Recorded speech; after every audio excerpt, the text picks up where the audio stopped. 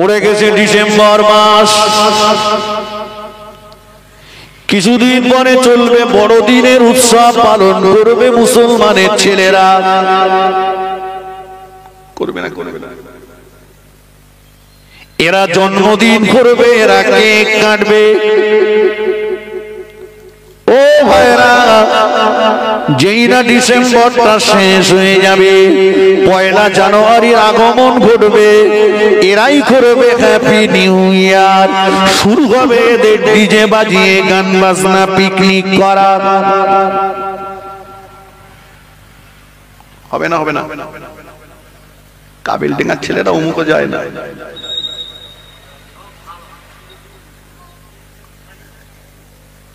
ভাই তখন কিন্তু ঠান্ডা লাগবে না,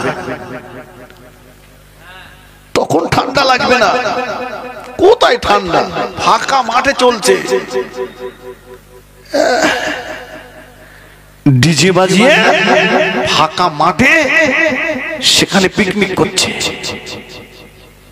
অন্য জাতির কথা বাদ দিলাম, মুসলমানদের কথা বলি। ও আল্লাহ নিষেধ করলেন যাদেরকে বন্ধু রূপে মেনে নিতে, বড় দুঃখের সঙ্গে বলতে হয়, সকাল হলে পরে আমি আমার বাচ্চাটাকে বলছি গুড মর্নিং, সকাল হলে পরে আমি আমার বাচ্চাটাকে বলছি গুড মর্নিং।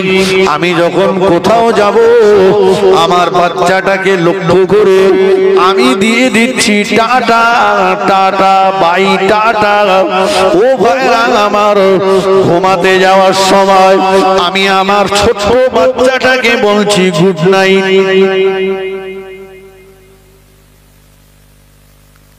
কি বলেন, ভুল বলছি আমি? এই শিক্ষাটা তো ছিল ইহুদিদের, এটা তো খ্রিস্টানদের, এরা ইসলামের দুশমন। তাহলে আজকে আমার ঘরের বাচ্চাটার ভিতরে এই শিক্ষাগুলো ঢুকিয়ে দিচ্ছে কারা? বলুন তো, বাচ্চাকে ইংরেজি শেখানোর ব্যাপারে আমরা যতটা আগিয়েছি, কোরআন শরীফ শেখানোর ব্যাপারে ততটা আগিয়েছি? বুকে হাত দিয়ে আমার মায়েরা, আমার বোনেরা যারা ওয়াজ শুনছেন, সকাল ৯টা-১০টা বাজলেই নিজেরা রেডি হয়ে বাচ্চার ব্যাগটাকে নিয়ে মেকআপ সেরে চলে যাচ্ছে কোথায়? ইংলিশ মিডিয়াম স্কুলে, কোচিকে ইংরেজি শেখাবে। আমার কথা ভুল বুঝবেন না, আমি নিষেধ করিনি। চান আপনার ছেলে ডাক্তার হোক, মাস্টার হোক, উকিল হোক, ইঞ্জিনিয়ার হোক, আপনার ছেলে আইপিএস হোক, আমার হিংসা নাই, হবে না। আমার জাত, আমার ডেভেলপমেন্ট হোক, তারা উচ্চ পদস্থ জায়গায় চলুক, যাক, এটা আমারও কামনা। কিন্তু আপনি বলবেন যে মা সকাল হলে তার বাচ্চাটাকে নিয়ে গেল ইংলিশ মিডিয়ামে, ওই মা কটা আছে যে বাচ্চার হাত ধরে বক্তব্যে নিয়ে যাবে কোরআন শেখাতে? চলো বাবু, তোমাকে কোরআন শিখতে হবে। একটা ইংলিশ মিডিয়ামের মাস্টার, তাকে ১৫০০-২০০০ টাকা বাড়ি দিয়ে আমি স্পেশাল ভাবে তাকে পড়াচ্ছি, আর একটা মসজিদের ইমাম সাহেব, হাফেজ সাহেব, মৌলানা সাহেব কোরআন শরীফ পড়াবে, ৫০ টাকা দেব, তার ৯ মাস বাকি। ঠিক কিনা বলেন? কিন্তু আপনার বাচ্চা ডাক্তার হবে, মাস্টার হবে, উকিল হবে, ইঞ্জিনিয়ার হবে, মিনিস্টার হবে, আপনার বাচ্চা আইএস আইপিএস হোক, ওর ভিতরে যদি ধর্মের ন্যূনতম জ্ঞানটুকু না থাকে, আপনার বাচ্চাটা নাস্তিক হওয়ার প্রবল আশঙ্কা রয়েছে। নাস্তিক হওয়ার প্রবল আশঙ্কা আছে। আমার কথা লিখে রেখে কিন্তু সেই শিক্ষাটা শেখানোর ব্যাপারে আগিয়ে যাই। হ্যাঁ, মক্তবগুলোতে যায় বেশি কারা? মেয়েরা, ঠিক কিনা বলেন? দেখবেন মক্তবে যদি 10টা বাচ্চা পড়ে, তার ভিতরে 8টা মেয়ে আর 2টো ছেলে। মেয়েটাও যেত না, শুধু এরে কোরআন শরীফ শেখাচ্ছে, কারণ এর যখন বিয়ে দেবে, ছেলের পক্ষ থেকে যখন দেখতে আসবে, কেউ বলুক আর না বলুক, ছেলের বাপটা অন্তত গলা লম্বা করে বলবে, মা তুমি কোরআন শরীফ জানো? মার অন্তত বলতে হবে আমি 7-8 বার এপার থেকে ওপারে গিয়েছিলাম, বলে আমি তো কোরআন জানা মেয়ে খুঁজতেছি, মা তুমি কোরআন শরীফ জানো? বলে জানি, মানে 7-8 বার এপার থেকে ওপার। এটা বলে বলে কপাল ভালো, কিন্তু আমার চিন্তা হয় যদি ঘুরিয়ে কোনোদিন বলে যে আপনি তো আমাকে জিজ্ঞাসা করছেন আমি কোরআন জানি কিনা, যার জন্য আমাকে দেখতে এসেছেন আপনার ছেলে, সে কি কোরআন শরীফ জানে? সে জানে, সে তো কলকে কোম্পানির ম্যানেজার। একটা কলকে কোম্পানির ম্যানেজারের জন্য তুমি কোরআন জানা মেয়ে খুঁজতে এসেছো? ওরে শেখাওনি কেন? এ শিখেছে, বিয়েটা হয়ে গেছে, বাপের বাড়ির থেকে একটা কোরআন শরীফ এনে শ্বশুর বাড়ি তুলে রেখেছে, শোকেজে কি পরে সামচেটে তুলে রেখেছে। বলবে পারবো না, আগে শ্বশুর যেদিন মরো মরো হবে সেদিন শেষ শোনান শুনগে ওরে কবরে পাঠাবো, তার আগে শোনাবো না। ভুল বলছি আমি? সময় নেই, কোরআন পড়ার সময় নেই, নামাজ পড়ার সময় নেই, ওদের ছাগলে পাগল করেছে। আর এখন লক্ষ্মীর ভান্ডার টাকা ঢুকতেছে, খুব একটা স্বামীর দামও দেয় না। এখানকার মা বোনদের কথা বলছি, এরা সব একদম স্বামীর সঙ্গে বিরাট মহাব্বত। বাবা তাহলে বলুন, আমি যে কথাটি আপনাকে বলতে চাইছিলাম, তাহলে বাচ্চাটার ভিতরে ইহুদিদের এই খাসলাতটা ঢুকিয়ে দিয়েছি, খ্রিস্টানদের খাসলাতটা ঢুকিয়ে দিয়েছি আমরাই। নওজওয়ানেরা, যুবকেরা, ও কাবিলডাঙ্গার মায়েরা, বোনেরা, আমাকে একটু আপনি বুঝিয়ে বলবেন, রাসূলুল্লাহ আসবার আগে ওই জামানাটাকে, ওই যুগটাকে বলা হতো আইয়ামে জাহেলিয়াতের যুগ, ওই যুগটাকে বলা হতো বর্বরতার যুগ, ওই যুগটাকে বলা হতো মূর্খতার যুগ। ওই যুগের মানুষেরা, তাদের ভিতরে ছিল না কোনো মায়া মমতা, তাদের ভিতরে ছিল না কোনো ভালোবাসা, তাদের ভিতরে ছিল না কোনো ত্যাগ নীতি, তাদের ভিতরে ছিল মারামারি, কাটাকাটি, রক্তারক্তি, খুনোখুনি, আত্মদণ্ড, আত্মকলহ। ও ভাইরা আমার, ওই জামানার মানুষের ভিতরে ছিল, তারা অসৎ দেবদেবীর পূজা করত, আগুনকে পূজা করত তারা, গাছকে পূজা করত তারা, মূর্তি পূজা করত তারা। ওই জামানার মানুষেরা জীবন্ত মেয়েগুলোকে বালির ভিতরে কবর দিত। ওই জামানার মানুষেরা মদ খেত, সুদ খেত, জুয়া খেলত, ওরা জেনা ব্যভিচার করত, ওরা এমনকি ওরা ওদের নিজের মায়ের সঙ্গে ব্যভিচার করত, দ্বিধাবোধ করত না। ও কাবিলডাঙ্গার যুবকেরা, প্রশ্ন আমার আপনার কাছে, ওটা ছিল মূর্খতার যুগ, জাহেলিয়াতের যুগ, ওটা ছিল অন্ধকার যুগ। আর যে যুগটাতে আমরা আসলাম, এটা তো শিক্ষিতের যুগ, এটা তো কম্পিউটারের যুগ, এটা তো চালাক চতুরতার যুগ, এটা তো মোবাইল স্যাটেলাইটের যুগ। সে যুগের মানুষেরা যে কাজগুলো করত, এই স্যাটেলাইট যুগের মানুষেরা সেই কাজগুলো করে না, করে না।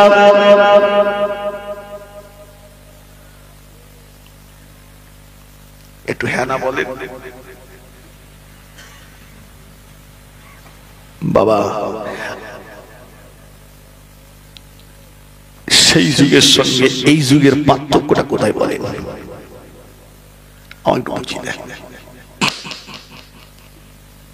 একটা করে তাদের ভিতরে ছিল না কোনো ত্যাগ, মায়া, মমতা, ভালোবাসা, মিল, মহব্বত, ত্যাগ, তাদের ভিতরে ছিল মারামারি, কাটাকাটি, রক্তারক্তি, খুনোখুনি, আত্মদগ্ধ কলহ। আজ আমাদের ভিতরে আছে না নেই? কথা বলেন। বাপ বেটায় মিল নেই, ভাই ভাই মিল নেই, চাচা ভাই ভাই মিল নেই, একজন মুসলমান আর একজন মুসলমানের সঙ্গে মিল নেই, হুজুরে হুজুরে মিল নেই, শুধু গুতুগুতি। কথা ঠিক কিনা বলে? নেই ত্যাগ, নেই ক্ষমা, শুধু প্রতিশোধ, বদলার আগুন দাও দাও করে জ্বলছে। কিন্তু এটা রাসূলের আদর্শ নয়, এটা ঈমানদারের চরিত্র নয়। রাসূল বলেছেন, কেউ যদি তোমার কাছে অন্যায় করে, তার ক্ষমা চাওয়ার আগেই তাকে ক্ষমা করে দাও। তুমি অন্যায় করেছো, ক্ষমা করে দেওয়ার আগেই তুমি তার কাছ থেকে ক্ষমা চেয়ে নাও। সুবহানাল্লাহ বলেন, একটু জোরে বলেন। আমাদের ভিতরে কি আছে বলে? কি আমাদের দেখে লোক কি বলে? যদি গাবতলায় ঝামেলা হয়, যদি খটক পুকুরে হয়, ভাঙরে হয়, যদি কোনোদিন নাও পারি, শেষমেশ বলে আসি, তোরে যদি কোনোদিন বেলেদানা বাজারে দেখতে পাই, তো মজা দেখতে ছেড়ে দেবো। কথা ঠিক কিনা বলেন? কিন্তু রাসূল বললেন না, ঈমানদারের চরিত্র হলো ক্ষমা করে দেওয়া, ঈমানদারের চরিত্র হলো ক্ষমা চেয়ে নেওয়া। আমি আপনাদের ভিতরে দণ্ড বাঁধাতে আসিনি, আমি এটা বলছি, মিল মুহাব্বতের সঙ্গে বসবাস করুন, মিলেমিশে থাকুন, মিলেমিশে থাকুন। কারো কথা শুনে কারো গালে চড় মারতে যাবেন না, কারো কথা শুনে কাউকে ছোট মোটা কথা বলবেন না। আপনি আমি যেদিন মারা যাব, মরে যাব, মাইকে খবর দেবে আমার প্রতিবেশী, আমার বাঁশ কাটতে যাবে প্রতিবেশী, কবর খুঁড়তে যাবে প্রতিবেশী, আমাকে গোসল দেবে আমার প্রতিবেশী, আমার জানাজা পড়বে আমার প্রতিবেশী, আমার কবরে মাটি পড়ে দেবে আমার প্রতিবেশী, আমার জন্য মাগফিরাতের দোয়া করবে আমার প্রতিবেশী। কথা ঠিক কিনা বলে? কেন? আপনার ক্ষমতা রয়েছে, লাঠির বল, পাঠির বল রয়েছে, রক্তের বল রয়েছে। দুনিয়ার গরিবটাকে নিচু নজরে দেখেন না, গরিব বলে তার উপরে অত্যাচার করবেন না। টোটোওয়ালা, অটোওয়ালা, ভ্যানওয়ালা, রিক্সাওয়ালাটাকে তুচ্ছর মচ্ছর করবেন না। আপনি বড় লোক বলে আপনার বাড়ির অনুষ্ঠানগুলোতে গরিবদেরকে বাদ দেবেন না, কারণ এটা আপনার মনে রাখা দরকার। আজকে আপনার মেয়ের বিয়েতে যাদেরকে দাওয়াত করেছেন, ওই প্যান্ট শার্ট নেকটাই পরা মানুষগুলো যেদিন আপনি মরে যাবেন, এরা কোদাল ঘাড়ে করে নিয়ে কেউ কবর খুঁড়তে যাবে না, যাবে না, যাবে না। এরা কবর খুঁড়তে পারে না। যাদেরকে আপনি বাদ দিয়েছেন লুঙ্গি পরা বলে, গরিব বলে যাদেরকে অপন্থেয় ভেবেছেন, এরাই কোদাল কাঁধে নিয়ে আপনার কবর খুঁড়তে যাবে। কথা ঠিক কিনা ভাই?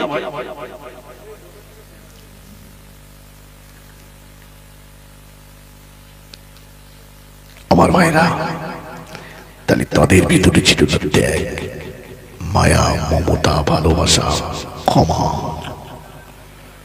তাই নাকি? আমাদের ভিতরে ত্যাগ কোথায়? মায়া, মমতা, ভালোবাসা কোথায়? আল্লাহ নবী আজ থেকে ১৫০০ বছর আগে সোনার জমানে জানিয়ে দিয়েছেন, সায়াতিস জামানুন আলা উম্মতি তাখুনু কুলুবুহুম কাকুলুবিজ জিয়াব। আল্লাহ নবী বললেন, ও আমার সাহাবীরা, আখিরি জামানাতে, কিয়ামতের নিকটবর্তী সময়েতে খুব শীঘ্রই আমার উম্মতের ভিতরে এমন একটা সময় এসে হাজির হয়ে যাবে, যে সময়ে মানুষের অন্তরগুলো হবে হিংস্র জন্তুর নাই।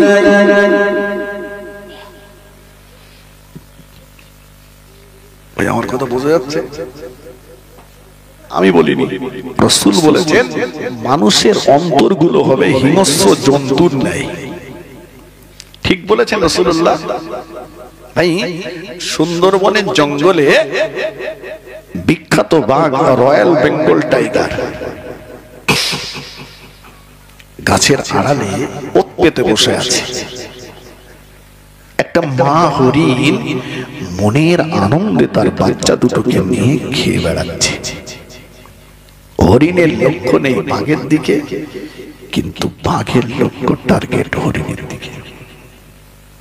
হরিণ মনের অজান্তে তার দুটো বাচ্চাকে নিয়ে খেতে খেতে যখন বাঘের আয়ত্তের ভিতরে এসে গেল, বাঘের একটা স্বভাব হলো ও শিকার আয়ত্তের ভিতরে না আসলে লাভ দেয় না।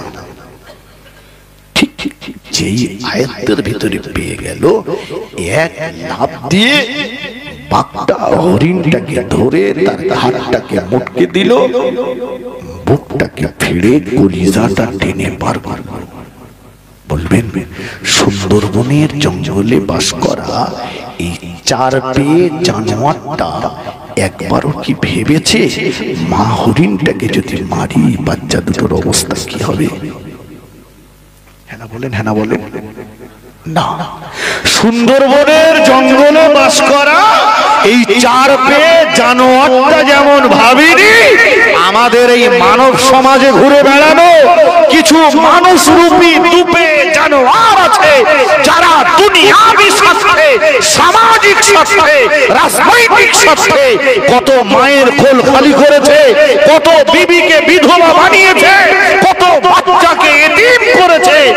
একবারও এরা ভাবিনি সুন্দরবনের জঙ্গলে বাস করা ওই 4 পেয়ে জানোয়ারের সঙ্গে এই 2 পেয়ে জানোয়ারের পার্থক্য কোথায় আছে? জানোয়ারটাও আমি বলিনি, এ ভাষাটিও আমার না। আল্লাহ পাক কোরআন শরীফের ভিতরে জানিয়ে দিলেন, ওয়ালাকাদ জারানা লিজাহান্নামা কাসীরাম মিনাল জিন্নি ওয়াল ইনস। আল্লাহ পাক জানিয়ে দিলেন জিন এবং ইনসানের ভিতরে একদল বেশি বেশি জাহান্নামে চলে যাবে। লাহুম কুলুবুল লা ইয়াফকাহুনা বিহা, যাদেরকে আমি আল্লাহ বিবেক দিয়েছি, বিবেক থাকা সত্ত্বেও ওরা বুঝিনি বিবেক থাকা সত্ত্বেও ওরা মানবতা দেখায়নি, ওদের বিবেক কাজে লাগাইনি, ওরা ওদের অন্তরে দয়া মায়া করিনি। আমি আল্লাহ বলছি ওয়ালাহুম আইনুল্লাহ ইবসিরুনা বিহা, যাদেরকে আমি আল্লাহ চোখ দিয়েছি, চোখ থাকা সত্ত্বেও যারা দেখিনি, চোখ থাকা সত্ত্বেও যারা দয়ার নজর, মানবতার নজর যারা দেয়নি, আল্লাহ বললেন ওয়ালাহুম আযানুল্লাহ ইয়াসমাউনা বিহা, যাদেরকে আমি আল্লাহ কান দিয়েছিলাম, কান থাকা সত্ত্বেও শুনতে পাইনি ওরা গরিবের আর্তনাদ, শুনতে পাইনি ওরা দুর্বলের আর্তনাদ, শুনিনি ওরা মানুষের হাহাকার আর্তনাদ। আমি আল্লাহ বলছি উলাইকা কালানাম, ওরা হলো চতুষ্পদ জানোয়ারের সমতুল্য। পরে আল্লাহ বললেন বালুহুম আদাল, ওরা জানোয়ারের থেকেও নিকৃষ্ট। তাহলে আমি বলেছি কথা বলে আল্লাহ বলেছে, যাদের বিবেক দিয়েছি বুঝলো না, কান দিয়েছি শুনলো না, চোখ দিয়েছি দেখলো না, উলাইকা কাল আনআম, ওরা হলো চতুষ্পদ জানোয়ারের সমতুল্য। পরে আল্লাহ বললেন বালহুম আদাল, ওরা জানোয়ারের থেকে নিকৃষ্ট। ভাই ওয়াজ শুধু সুশোনার জিনিস নয়, বোঝার, একটু লেন, কিছু ঢোকা, কঠিন সময়। তাহলে মনে আছে আমি কি বলেছিলাম, ওই জাহেলিয়াতের যুগের মানুষের ভিতরে দয়া মায়া ছিল না, মিল মোহাব্বত ছিল না, ক্ষমা ছিল না, ত্যাগ ছিল না। আল্লাহ নবী মদিনার মসজিদে নবাবী শরীফে, মদিনার মসজিদে নবাবী শরীফে বসে আছে। হঠাৎ আমার রাসূলুল্লাহ বললেন, ও আমার সাহাবীরা, তোমরা কি তোমাদের চোখে আল্লাহ পাকের দয়ার জান্নাতি ব্যক্তিকে দেখতে যাও? সাহাবা হুজুররা বললেন, জি গা ইয়া রাসূলুল্লাহ, আমরা জান্নাতি মানুষকে দেখতে চাই। আল্লাহ নবী বললেন, ও আমার সাহাবীরা, এই মুহূর্তে যে মানুষটা মদিনার মসজিদে নবাবী শরীফে আসছে ওই মানুষটা জান্নাতি জান্নাতি জান্নাতি।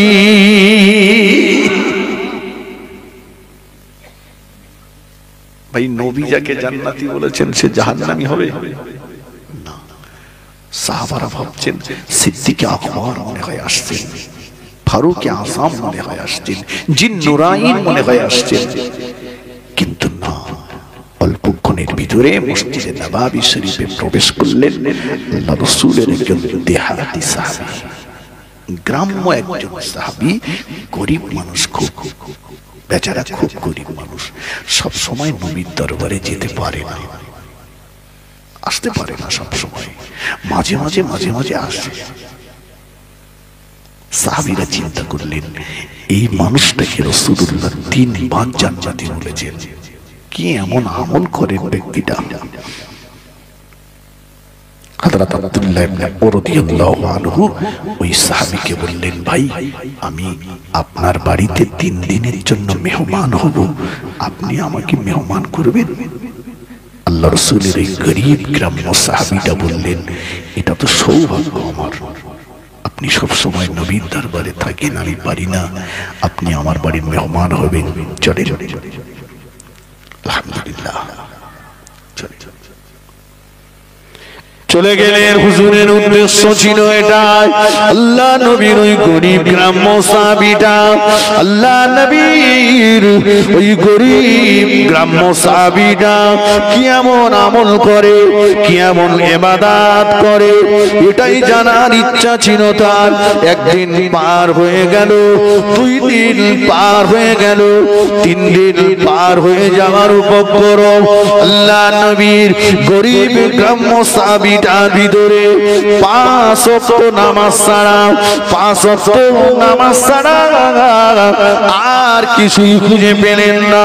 হযরত আব্দুল্লাহ ইবনে আমর রাদিয়াল্লাহু তাআলা আনহু বললেন, ও ভাই নবী পাকের সাহাবী, আমি আপনার বাড়িতে 3 দিনের জন্য মেহমান হয়েছিলাম, অন্য কোনো উদ্দেশ্য আমার ছিল না, খানা পিনার উদ্দেশ্য আমার ছিল না, উদ্দেশ্য ছিল আমার এটা, দয়ার নবী মসজিদে নববী শরীফে বসে 3 বার আপনাকে জান্নাতি জান্নাতি জান্নাতি বলেছে। আমার উদ্দেশ্য ছিল কি এমন আমল করেন, কি এমন ইবাদত আপনি করেন, ওটাই জানবার জন্য। কিন্তু না ভাই, 3 দিন হয়ে গেল, আপনার ভিতরে 5 ওয়াক্ত নামাজ ছাড়া কিছুই খুঁজে পেলাম না। একটু আমাকে কি বলবেন ভাই, গোপনে গোপনে লুকিয়ে লুকিয়ে, গোপনে গোপনে লুকিয়ে লুকিয়ে কোন আমল, কোন ইবাদত আপনি করেন কিনা? আল্লাহ নবীর ওই গ্রাম্য গরিব সাহাবীটা বলেছিলেন, ও ভাই নবী পাকের সাহাবী, গরিব মানুষ আমি, সব সময় আল্লাহ নবীর দরবারে যেতে পারি না, বিবি বাচ্চাদের মুখে হাত তুলে দিতে যে দয়ার নবীর দরবারে বসে নবীর নূরের জবানের ওয়াজগুলো আমি শুনতে পাই না। শোনো, আমি গরিব মানুষ, বিবি বাচ্চাদের মুখে হাত তুলে দিতে যে বেশি নফল ইবাদত করতে পারি না। 5 ওয়াক্ত নামাজ আমি পড়ি, আর অন্য কোন নফল ইবাদত বেশি করতে পারি না। এমন কোন আমল, এমন কোন ইবাদত আমার ভিতরে নাই, তবে আমার ভিতরে একটা গুণ আছে, জানি না আমার এই গুণে আমার আল্লাহ পাক খুশি হয়েছেন কিনা। ও আমার নবী পাকের সাহাবী, জানি না আমার এই গুণে আমার আল্লাহ সন্তুষ্ট হয়েছেন কিনা। কি গুণ ভাই আপনার ভিতরে, ও ভাই নবী পাকের মাসআবি, আমার ওই গুণটা অন্য কিছুই নয়। আমার ওই গুণটা হলো সারাদিন আমার কাছে যারা অন্যায় করে, সারাদিন আমার কাছে যারা অপরাধ করে, সারাদিন আমার কাছে যারা ভুল করে, আমি রাত্রে বেলা বালিশে মাথা রাখবার আগে আমি আমার অন্তর থেকে, আমি আমার হৃদয় থেকে আল্লাহর হস্তে তাদের ক্ষমা করে দিই। আর একটু জোরে বলেন সুবহানাল্লাহ, আর একটু জোরে বলেন সুবহানাল্লাহ।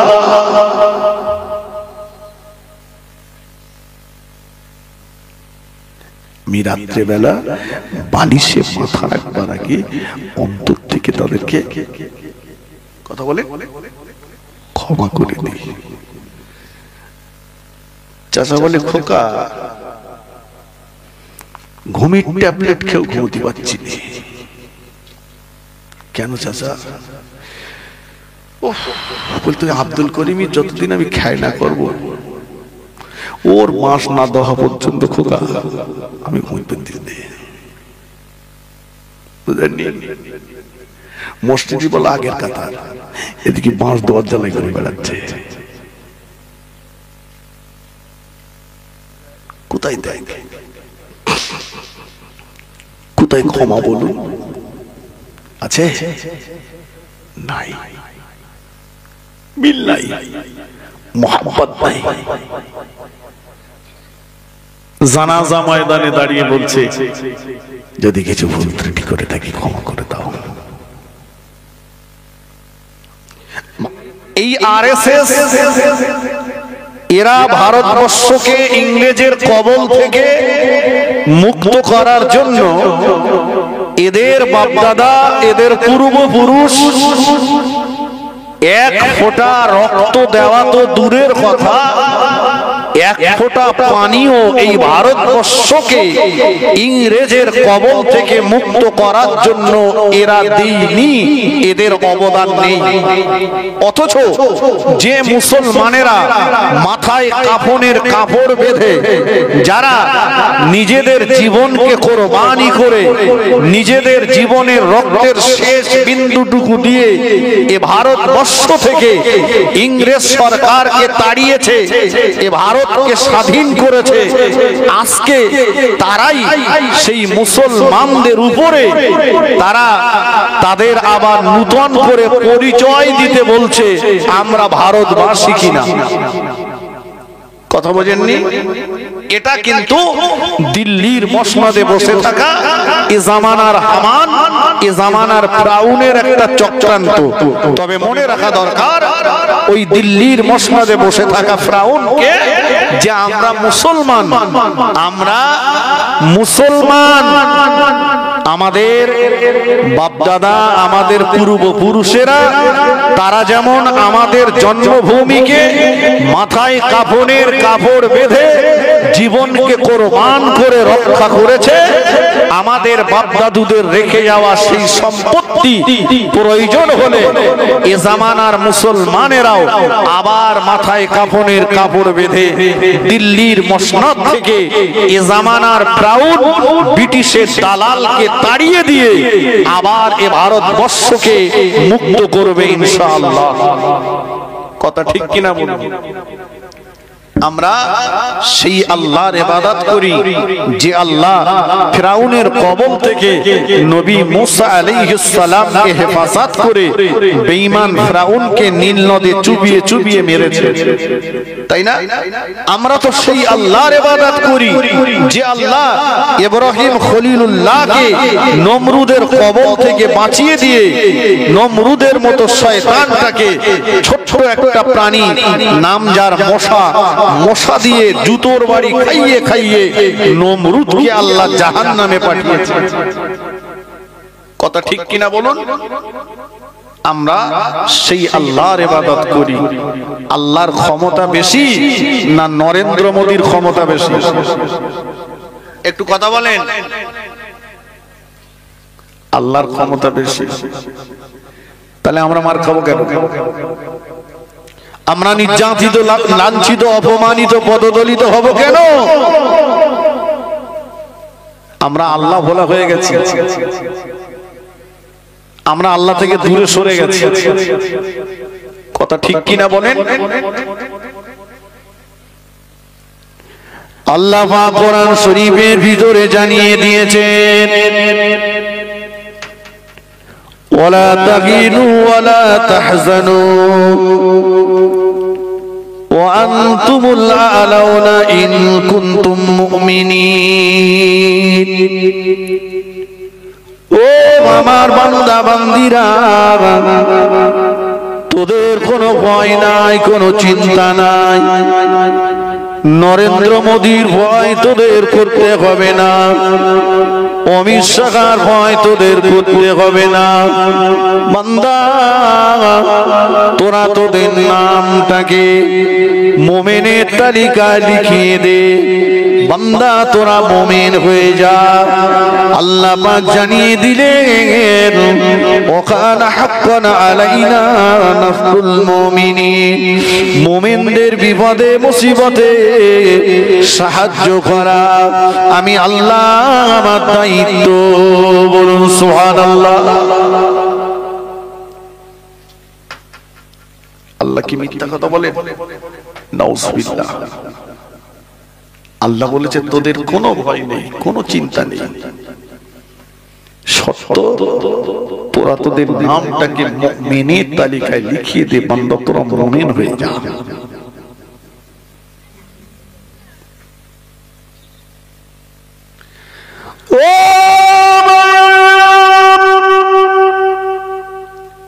হিন্দুস্তানের জমিনে যিনি প্রথম কলেমার ঝান্ডা উত্তোলন করেছিলেন, খাজা গরিবে নওয়াজ মঈনুদ্দিন চিশতি আজমিরি রহমাতুল্লাহ আলাইহি, যার মাজারকে নিয়ে এ জামানার নমরুদ, এ জামানার ফিরাউন ষড়যন্ত্র চক্রান্ত চালিয়ে যাচ্ছে। মনে রাখা দরকার, খাজা গরিবে নওয়াজ হিন্দুস্তানের জমিনে যখন কলেমার ঝান্ডা উত্তোলন করেছিলেন, কলেমার দাওয়াত দিয়েছিলেন, তখন এই ভারতবর্ষে মুসলমানের সংখ্যা এত বেশি ছিল না। পৃথ্বীরাজ হাজারো চেষ্টা করেছিল খাজা গরিবে নওয়াজকে তাড়িয়ে দেওয়ার জন্য। যুগী জয়পাল জীবনে অনেক জাদু করেছিল খাজা গরিবে নওয়াজের ক্ষতি করার জন্য। ও পৃথ্বীরাজের হাজারো চেষ্টা ব্যর্থ হয়ে গেল। যুগী জয়পালের জাদু ভান্ডার খালি হয়ে গেল। তাড়িয়ে দিতে পারিনি খাজা বাবাকে, বরঞ্চ খাজা বাবা নিজে হাতে ৯০ লক্ষ বেদিনকে মুসলমান করিয়েছিলেন। জোরে বলেন সুবহানাল্লাহ, মন খুলে বলেন সুবহানাল্লাহ। আচ্ছা, খাজা বাবা কাউকে জোর করে ধরে টেনে এনে কলেমা পড়িয়েছিলেন? খাজা বাবার আদর্শ দেখে মানুষ ঈমান এনে কলেমা পড়ে মুসলমান হয়েছিল। ঠিক কিনা বলেন? আর আজ আমাদের আদর্শ দেখে, মুসলমানের ঘরের ছেলেদের আদর্শ দেখে একটা দোকানদার দোকানে মাল ভাত দিতেও চায় না। কত সত্য না মিথ্যা বাবা? ঠান্ডায় যান, রাস্তায় মোড়ের মাথায় দোকানে বাজারে ফ্রি ফায়ার চলছে, চলছে না? চলছে না? ফ্রি ফায়ার চলছে, ওখানে অস্বস্তি নেই, অস্বস্তি নেই। এটা ধর্মসভার মজলিস না হয়ে যদি এটা দুনিয়ার অন্য কোন প্রোগ্রাম হতো, ছাউনির দরকার নেই, নিচেও বসার জায়গার দরকার ছিল না। পাঁচার তলায় জুতো দিয়ে সব বসে থাকতো। কথা ঠিক কিনা বলেন? এখন আবার শুধু একা একা গেলে হচ্ছে না, ঘরের গিন্নিটাকেও নিয়ে যেতে হচ্ছে। ভুল বলছি আমি? গিন্নিটাকে বলছে তুইও চল, না তো ঘরের লিস্টে নাম থাকবে না, কিন্তু কেটে যাবে। চললাম, সেখানে অসুবিধা নাই। ব্যস্ততা আমাদের মাহফিলে আসলে, ব্যস্ততা আমাদের মসজিদে আসলে, ব্যস্ততা আমাদের মাদ্রাসায় গেলে, মসজিদে নামাজ পড়তে গেছে ব্যস্ততা, মাদ্রাসায় গেছে ব্যস্ততা, ধর্মসভার মজলিসে ব্যস্ততা। কিন্তু যে লোকটার ভিতরে এত ব্যস্ততা মসজিদে দেখছি, সেই লোকটাই মসজিদ থেকে বেরিয়ে ঘন্টার পর ঘন্টা চায়ের দোকানে বসে পরের গীবত করছে, সেখানে তার কোনো ব্যস্ততা নেই। কথা সত্য না মিথ্যা বাবা? সেখানে কোনো ব্যস্ততা নেই। তাকবীর দেন, নারায়ে তাকবীর। আরো উচ্চ আওয়াজে নারায়ে তাকবীর, নারায়ে তাকবীর। সিলসিলায়ে হক মুজাদ্দিদে জামান, মুজাদ্দিদে জামানের হক সিলসিলা আওলাদে বুখারী হুজুর পীর কিবলা, আওলাদে বুখারী মুহাদ্দিস সাহেব হুজুর পীর কিবলা, আওলাদে বুখারী মুহাদ্দিস সাহেব হুজুর পীর কিবলা। নারায়ে তাকবীর, নারায়ে তাকবীর, নারায়ে তাকবীর। আওলাদে বুখারী মুহাদ্দিস সাহেব হুজুর পীর কিবলা। নারায়ে তাকবীর। আলহামদুলিল্লাহ, সকলে বলেন আলহামদুলিল্লাহ। আমাদের শেরে তাজ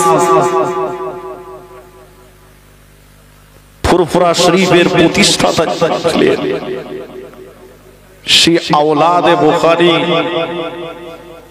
আমার হুজুর পীর কিবলা, যিনি বাংলার হাজার হাজার আলেমদের উস্তাদ,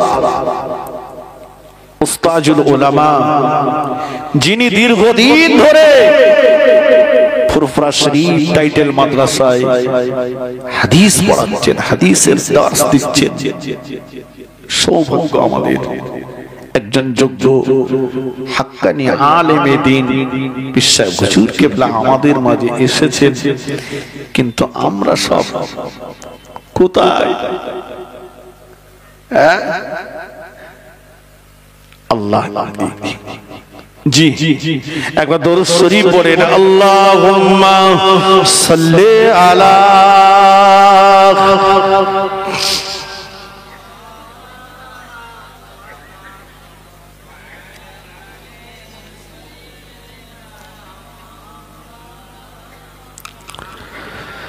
ধন্য হয়েছি মোরা, ধন্য বিশ্ব নবী তোমারি জন্য দিলে তুমি মানবের দীক্ষা অনন্য।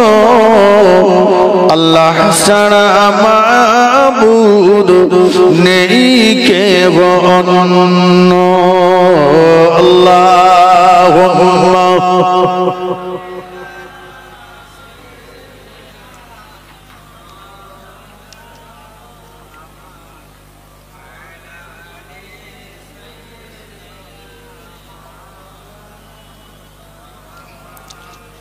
আমার ভাইয়েরা, মুরব্বীরা, নওজওয়ান যুবকেরা, তাহলে আমি কি বলছিলাম? খাজা বাবার আদর্শ দেখে মানুষ ঈমান এনে কলেমা পড়ে মুসলমান হয়েছে, কথা ঠিক কিনা? আর আজ আমাদের আদর্শ দেখে মুখ ফিরিয়ে নিচ্ছে, মুখ ফিরিয়ে নিচ্ছে। আল্লাহ পাক কোরআন শরীফের ভিতরে জানিয়ে দিলেন, ইয়া আইয়ুহাল্লাযীনা আমানু, হে আমার বিশ্বাসী বান্দাগণ, লা তাত্তাখিযু, খবরদার তোমরা গ্রহণ করো না, ইহুদা ওয়ান নাসারা, ইহুদি এবং খ্রিস্টানদেরকে আউলিয়া, তোমাদের বন্ধু রূপে। কথাটি কার? কে বলেছেন কথাটা? আমি কথা বুঝতে পারছেন না? আল্লাহ বলেছেন,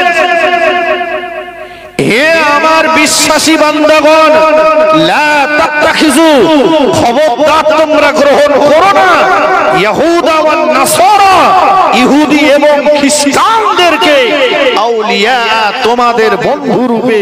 কারণ ইহুদি খ্রিস্টানরা কোনোদিন তোমাদের বন্ধু হতে পারে না। এরা ইসলামের জন্ম লগ্ন থেকেই ইসলামের দুশমন, এরা সমস্ত নবীদের দুশমন। এদের সঙ্গে তোমরা বন্ধুত্ব স্থাপন করো না। আজকে দেখুন আমেরিকা, এরা হচ্ছে আমেরিকার জারজ সন্তান, এই ইহুদিরা। এরা গোটা জীবনটা রাসূলকে কষ্ট দিয়েছে। রাসূল পাক সাল্লাল্লাহু আলাইহি ওয়াসাল্লামের ইন্তেকালের পরেও এরা বিশ্ব নবীর মোবারক লাশটাকে চুরি করে রাসূলকে, কোরআন শরীফকে মিথ্যা প্রমাণ করবার ষড়যন্ত্র করেছে। কথা ঠিক কিনা? তাহলে বাবু, আমরা কি সেই ইহুদি খ্রিস্টানদেরকে বন্ধুরূপে মানতে পারি? পারি না। কিন্তু আজকে মুসলমান ঘরের ছেলেদের দিকে চেয়ে দেখুন,